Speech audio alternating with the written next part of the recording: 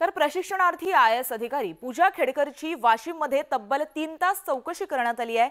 वाशिम पोलिसांकडून पूजाची ही चौकशी केली गेली आहे। वाशिम विश्रामगड मधील एका निवासस्थानी 6 जणांच्या टीमकडून पूजा खेडकरची ही चौकशी केली गेली आहे। या पथकामध्ये 2 महिला पोलीस कर्मचाऱ्यांचा सुद्धा समावेश होता। चौकशीअंती माध्यमांशी अधिकाऱ्यांनी संवाद साधण्यास मात्र मनाई केली। तर आपण ही दृश्य पाहतोय। तब्बल 3 तास पूजा खेडकर यांची चौकशी करण्यात आली आहे। यावेळेस अधिकारी उपस्थित होते, महिला अधिकाऱ्यांचा सुद्धा यामध्ये समावेश होता।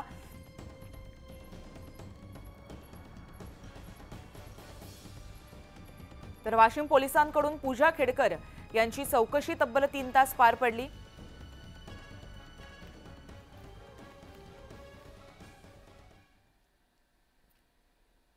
तर ट्रेनी IAS पूजा खेडकर यांच्या अडचणीमध्ये दिवसेंदिवस वाढ होताना दिसते। पूजा खेडकर यांची केंद्रीय समितीकडून चौकशी केली जाणार आहे। यापूर्वी अहमदनगरच्या जिल्हा रुग्णालयाने दिलेलं नेत्र आणि मानसिक आजार असल्याचं दिव्यांगत्वाचं प्रमाणपत्र सुद्धा आता पुन्हा एकदा तपासलं जाणार आहे। त्याबाबत सुद्धा चौकशी केली जाणार असल्याचं कळतंय। त्यासोबत शेगावच्या प्रांताधिकाऱ्यांनी नॉन क्रिमिनल सर्टिफिकेट दिलं होतं। या सर्व प्रमाणपत्राची चौकशी आता केली जाणार आहे। तर दुसरीकडे नेत्र आणि मानसिक आजारासंदर्भातील दिव्यांग प्रमाणपत्र चर्चेत असताना पिंपरी चिंचवडमधील YCM रुग्णालयाने दिलेलं आणखी एक दिव्यांगत्वाचं प्रमाणपत्र सुद्धा समोर आलंय। पूजा यांचा डावा गुडघा हा कायमस्वरूपी 7% अधू असल्याचं या प्रमाणपत्रामध्ये म्हटलं गेलंय। त्यामुळे सध्या मोठ्या प्रमाणात चौकशी होताना दिसते। ही प्रमाणपत्र पडताळली जाणार आहेत, तपासली जाणार आहेत।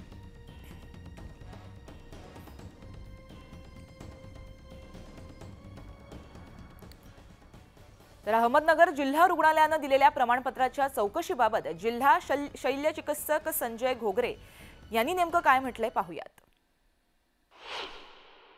जिल्हाधिकारी महोदय यांनी त्या प्रोफेशनरी कॅन्डिडेट जे आहेत पूजा खेडकर यांच्या प्रमाणपत्राबाबत आम्हाला दस्तावेज घेऊन बोलवलेलं होतं। विभागीय आयुक्त जे आहेत त्यांनी जिल्हाधिकारी महोदय यांना चौकशीचे आदेश दिलेले आहेत। त्याप्रमाणे जिल्हाधिकारी महोदय यांच्याकडे त्यांचं पत्र प्राप्त झालेलं आहे आणि त्या अनुषंगाने आम्ही आमच्याकडे जे उपलब्ध कागदपत्र आहे त्याच्यानुसार त्यांना अहवाल तयार करून देणार आहोत।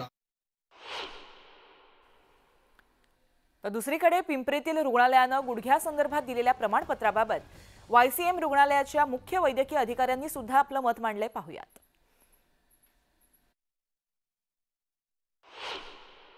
त्यांचा विहित ऑनलाईन अर्ज आपल्याला प्राप्त झाला होता ऑगस्ट 2022 या महिन्यामध्ये आणि त्या अर्जाच्या आधारे त्यांची इथे तपासणी झाली।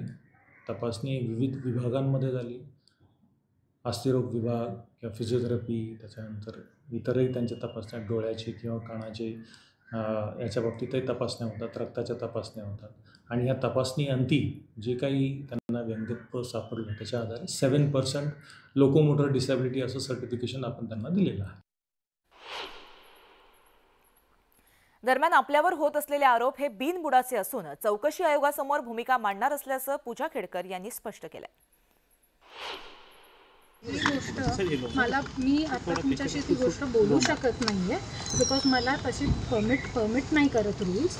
जेव्हा मला विचारलं जाईल माझं ऑफिशियल ओपिनियन, जेव्हा मला कमिटी समोर बोलवलं जाईल तेव्हा मी पूर्ण जे काय मला विचारलं जाईल त्याच्याबद्दल मी पूर्ण स्पष्टीकरण देईन आणि तुम्हालाही तेव्हा कळेल।